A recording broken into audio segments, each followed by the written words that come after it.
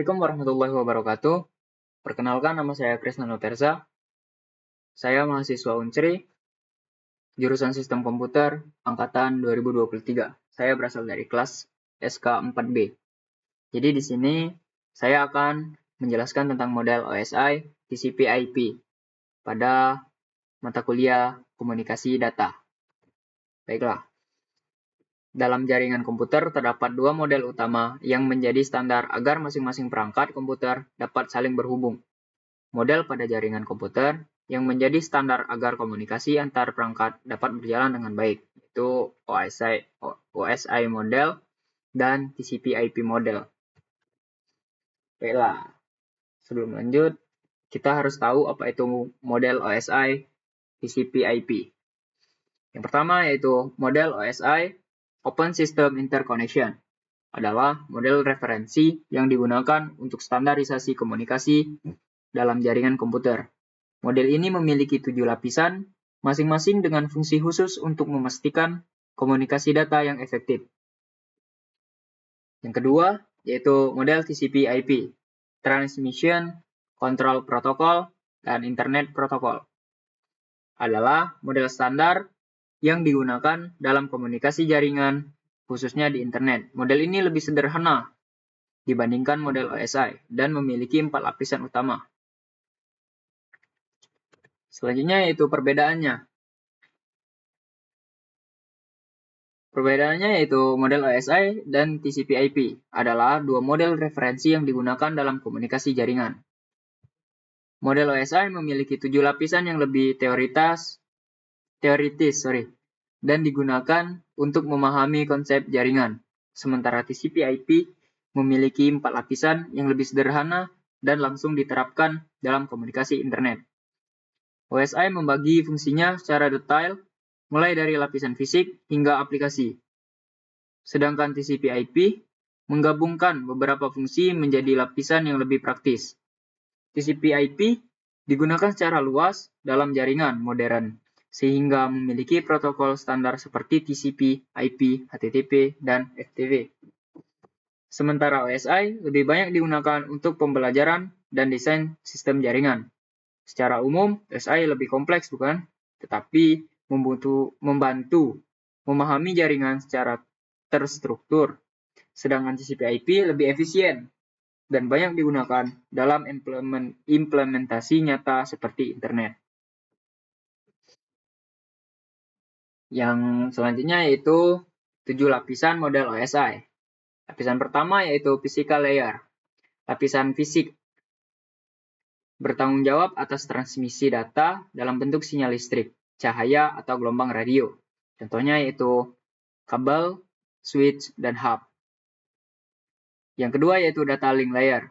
Lapisan data link, yaitu mengatur pengamatan fisik, MAC address, dan mendeteksi kesalahan dalam transmisi data. Contohnya yaitu Ethernet dan Wi-Fi. Yang ketiga yaitu network layer atau lapisan jaringan, yaitu menangani pengamatan IP dan routing paket data antar jaringan. Contohnya yaitu router dan IP address. Yang keempat yaitu transport layer atau lapisan transport. Bertanggung jawab atas pemecahan data menjadi segmen dan memastikan pengiriman yang handal. Protokol utamanya yaitu TCP, reliable, dan UDP, non-reliable. Lapisan kelima yaitu session layer atau lapisan sesi, yaitu mengatur, memelihara, dan menghentikan sesi komunikasi antara aplikasi. Contohnya yaitu protokol NetBIOS dan RPC. Yang keenam yaitu presentation layer, lapisan presentasi, yaitu bertugas mengonversi format data agar dapat dipahami oleh aplikasi yang berbeda. Contohnya yaitu enkripsi data dan kompresi. Yang terakhir yaitu application layer atau lapisan aplikasi. Lapisan yang berinteraksi langsung dengan pengguna melalui aplikasi. Contohnya yaitu HTTP, FTP, dan SMTP. Model OSI digunakan sebagai panduan dalam pengembangan dan pemecahan masalah jaringan. Namun, dalam praktiknya, model TCP/IP lebih sering digunakan karena lebih sederhana dan langsung diterapkan di internet. Selanjutnya yaitu 4 lapisan model TCP/IP. Yang pertama yaitu Network Access Layer atau lapisan akses jaringan.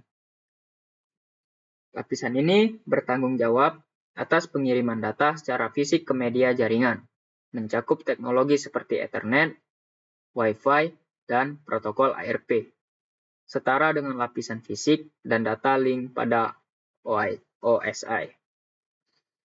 Bagi yang bertanya, apa itu Ethernet? Ethernet adalah teknologi jaringan yang digunakan untuk menghubungkan perangkat dalam lokal area network atau LAN agar dapat berkomunikasi dan bertukar data.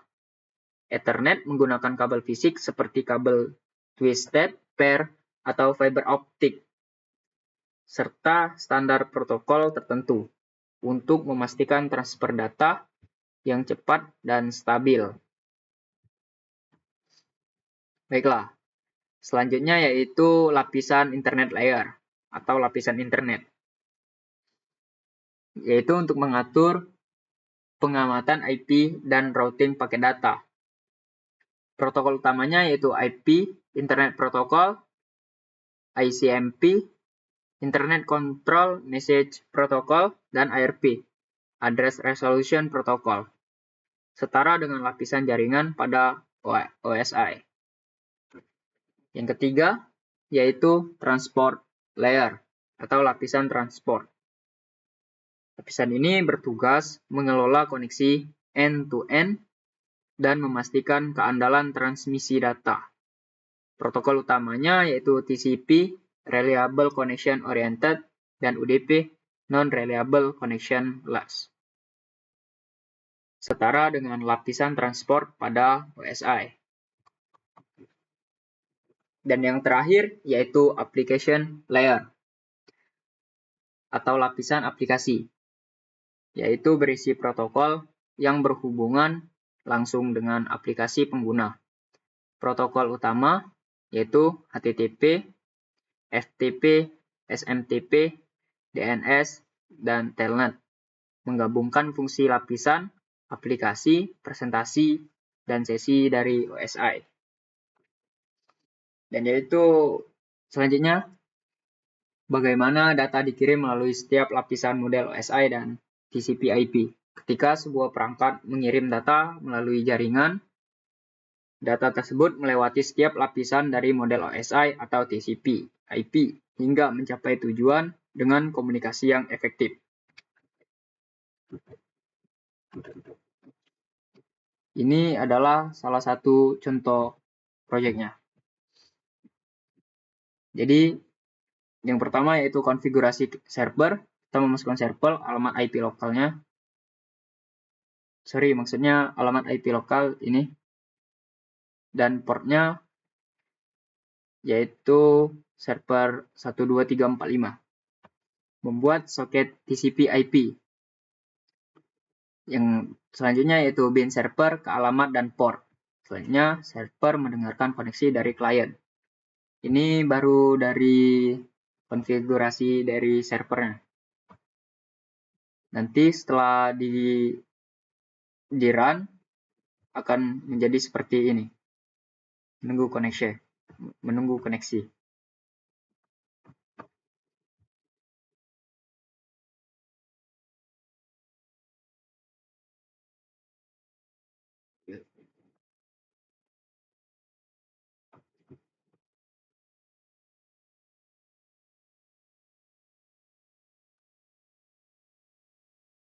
Oke, kita lanjut saya yang selanjutnya. Nah, ini dari kliennya.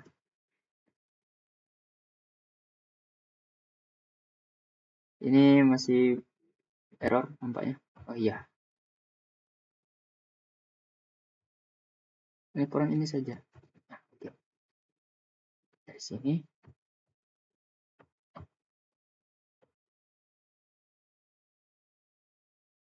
Sebentar, kita restart dahulu.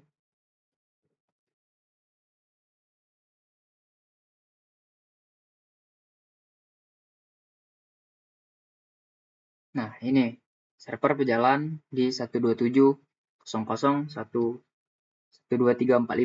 Menunggu koneksi. Mari kita jalankan yang selanjutnya. Balasan dari server, pesan diterima, server merespon. Ini. Baiklah, itu saja yang dapat saya sampaikan. Lebih dan kurang saya mohon maaf. Semoga materi yang saya berikan dapat dimengerti.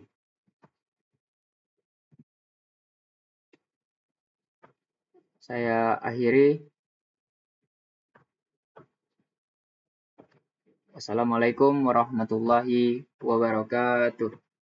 Terima kasih.